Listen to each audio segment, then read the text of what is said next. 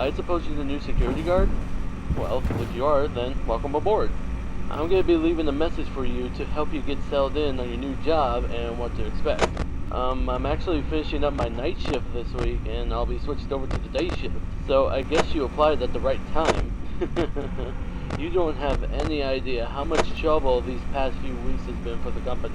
Ever since those 5 kids went missing around here the other week, we don't know what ever happened to them, and we're currently under an investigation. The parents are suspecting us for some reason, and I don't know why, as we do have a policy that clearly says Fazbear Entertainment is not responsible for damage to property or person. Upon discovery of damage or if death has occurred, a missing persons report will be filed within 90 days or as soon as property and premises have been thoroughly cleaned and bleached and the carpet have been replaced, and all that other stuff. Okay, I'm going on too much about the current state and policies. Let's get back on track. Anyways, as you probably know already, you'll be monitoring the building from 12 a.m. to 6 a.m. to ensure the safety of all property and equipment, as well as keeping an eye on the animatronic characters. What I mean by that is, for some reason, the characters tend to roam freely after hours. We don't know what's causing this glitch, but the engineers say that it's sometimes the result of them being turned off for too long, as they are programmed to roam around freely during the day, which I think is a technical achievement in today's robotics.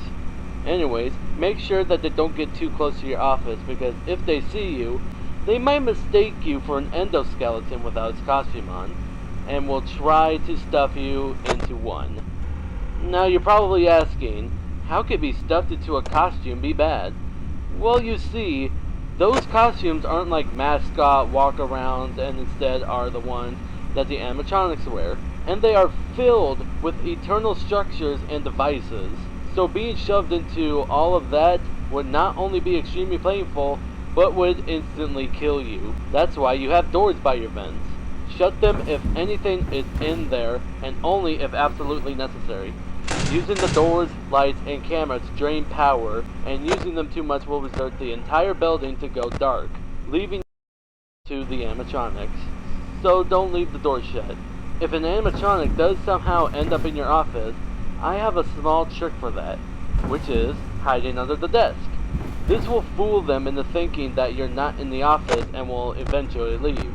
But be quick about it. You may only have a few seconds to react. It might also not work with certain animatronics, so keeping them away is recommended. It is also important for you to use your vent lights. There are blind spots in the camera views, so if you can't find someone on your cameras, be sure to check the lights, okay? Okay, that should be everything now. And before I go, I am required to greet you with the company's label. Welcome to Freddy Fazbear's Pizza, a magical place for kids and grown-ups alike, where fantasy and fun come to life. Good night, good luck, and I'll chat with you tomorrow.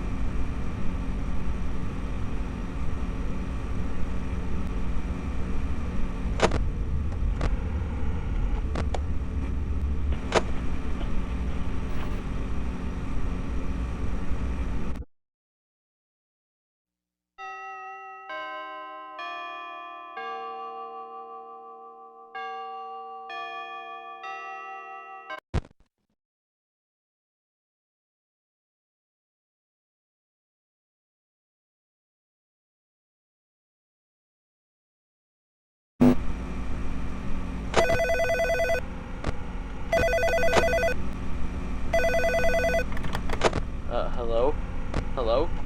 I heard you made it out on your first night, and if you did, then congrats. Now, I won't be talking quite as long as last time since the animatronics tend to become more aggressive as the week progresses. There are some things that I forgot to mention, and some things I should give you an update on. Have you checked or noticed Cam 3 where Pirate's Cove is? Well, Foxy the Pirate Fox is in there, and he's a little more unique than the other characters as he becomes more active when the cameras remain off enough. Now, I don't think the hiding under the desk technique will work on him. If he ventures far out of his cove, then try to stare at him for as long as possible, and that should make him go back into his cove, as he doesn't like being watched. I guess it creates some kind of system restart within his servos, or something? I don't know. Anyways, I guess by now you've noticed those golden animatronics on their own separate stage in Camp 2? Those are from the older restaurants known as Fredbear's Family Diner. I'm not gonna go into detail about what happened over there, but it was shut down and the animatronics were sent back here. At first the manager was reluctant to repurchase them, but we were able to convince him to bring back something special. Interestingly, the Spring Bonnie animatronic actually went missing a couple days ago and wasn't found until the week before. We found it lying around in the workroom and we assumed that somebody was in a hurry after their shift and forgot to switch the character back to animatronic mode and return it to the stage. Weird, huh? Anyways, that's all I got for now. Have a good night and I'll talk to you soon.